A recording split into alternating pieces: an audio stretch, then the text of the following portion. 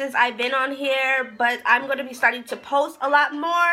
And today I have a story time for you guys. As you see down below the title, I'm doing a story time about when I went into labor with my son.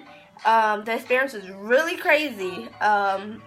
Like I said in my previous video, I was 16 when I got pregnant, so I was 17 when I had him.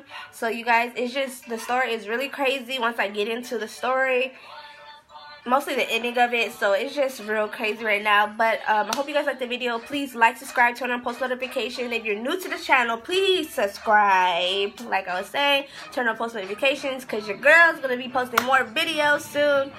Also, if you don't have me on any social media account, my social media accounts will be down low in the description. Also, I am doing I did a poll on Instagram if I should do a sushi mukbang or I should do a seafood boil. So once you guys see this, I will post it again probably and see if I get more or anything. But you guys, you're gonna see this video today. I'm recording it today and posting it today. Today is the 29th of May 2018. So you guys, yeah, go check it out. Go check it out. Okay, so let's get into the story. Okay, y'all. Oh, also, you're gonna hear that bingo or any other kid songs because the baby is watching his videos. So, okay. So, okay, y'all. So this is how it happened. So I was laying down in bed and I wanted to go out that night. Okay, so remind you, it was around Christmas time. So I had him December 3rd, but I went into labor December 2nd. But I was supposed to go into labor December 8th. So some days before. So that day, December 2nd, they're doing a tree lighting in Bellflower, California. And I wanted to go. And me as a teenager, I'm like, I want to go, like pressing the issue with my parents. And they're like, no, because you could go into labor anytime now and all this stuff. And I was like I didn't care. So I was mad and I was laying down in bed, okay? And I remind you, y'all, I have the worst attitude ever, okay? So my stomach started to cramp. I'm like, like, I don't know what labor is. So I started to cramp, and then it started to be like more of a sharper type of pain. And so I was like, Mom, what does it mean when I'm cramping and having more of a sharper pain? So she was like, you're in labor. I'm like, hold on, whoa, like, that's too fast. That's too fast. And so it started hurting even more. So I was like, okay. And so my dad helped me up out of the bed, okay?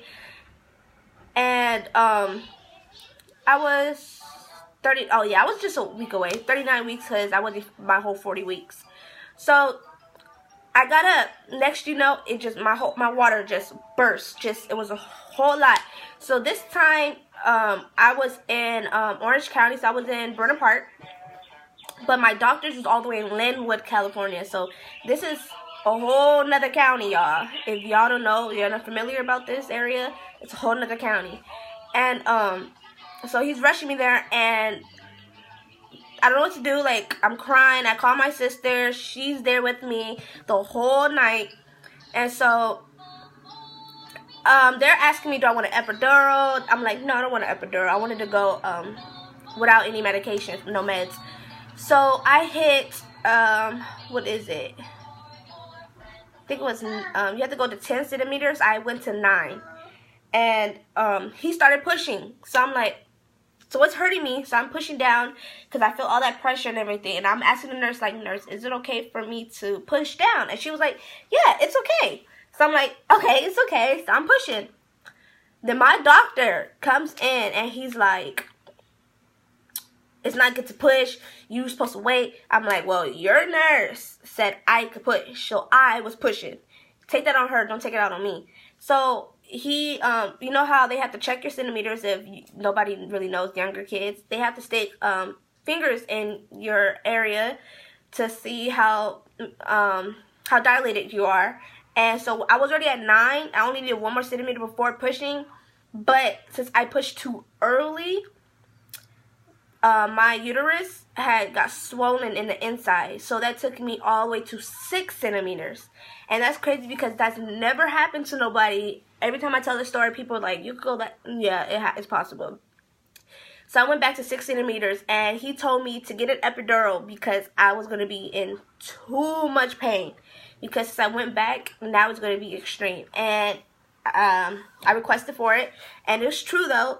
It was very painful. Like, I was crying so bad. Like, it was so painful. So they gave, before the epidural came, they gave me I don't know, it's a medication, and I was drowsy, meaning like I was drowsy, meaning like I was high.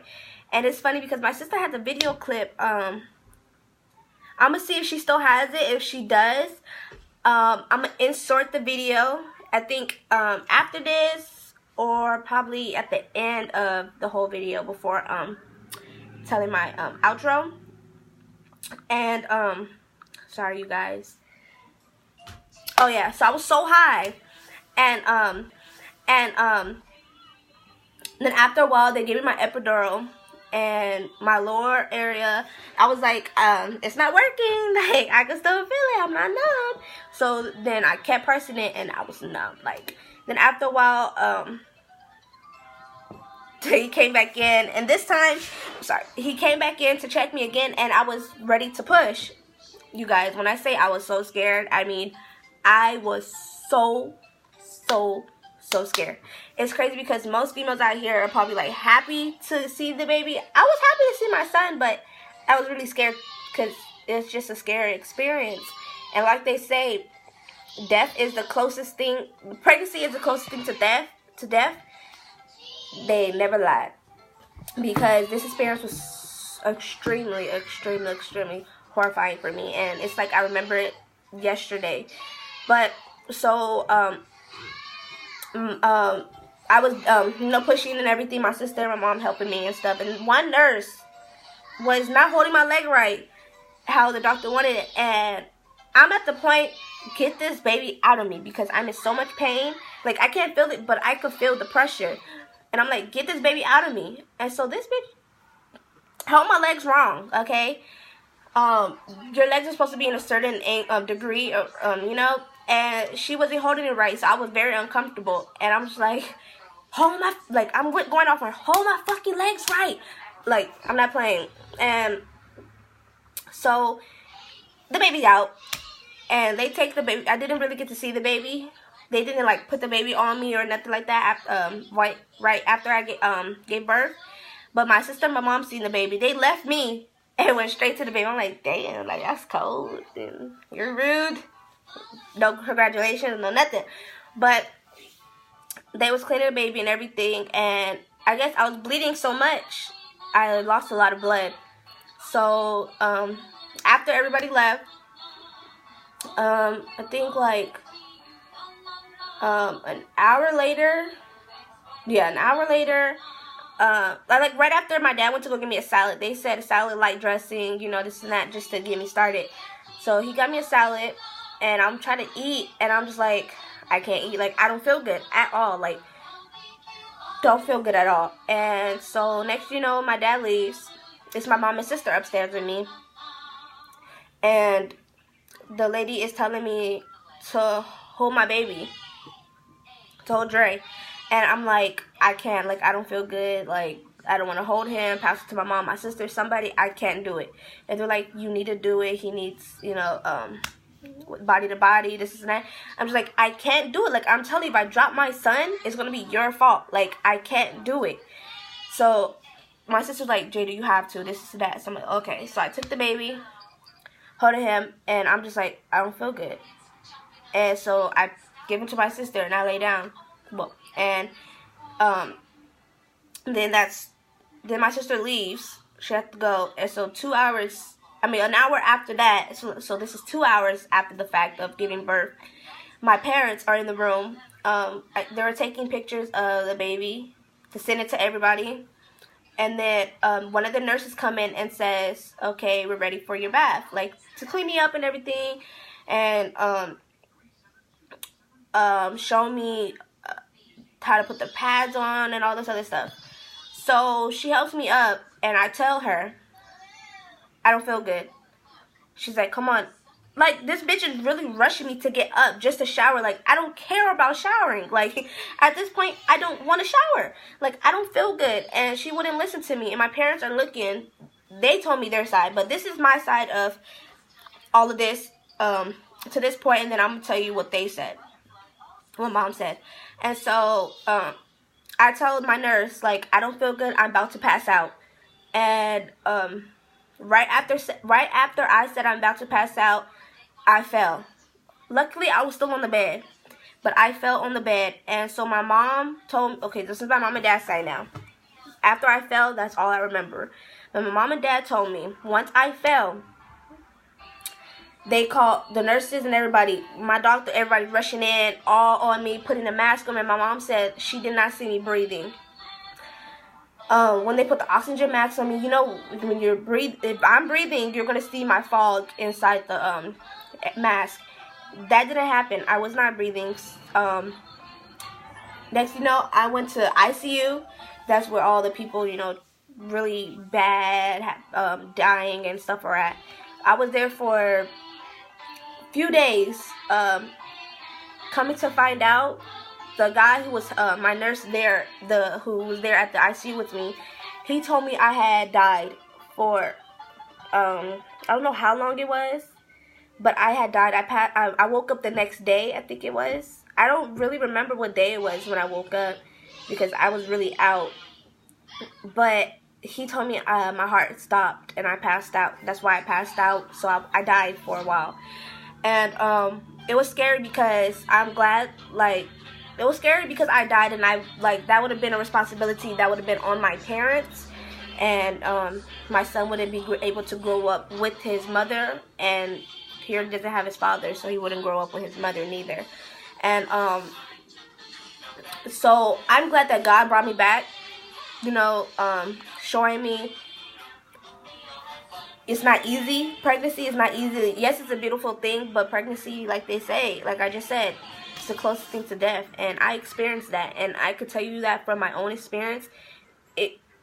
It's true. Like, it's so scary. I wish my mom was here right now because she literally could have told you the story. If my sister was here right now, she could have told you the story.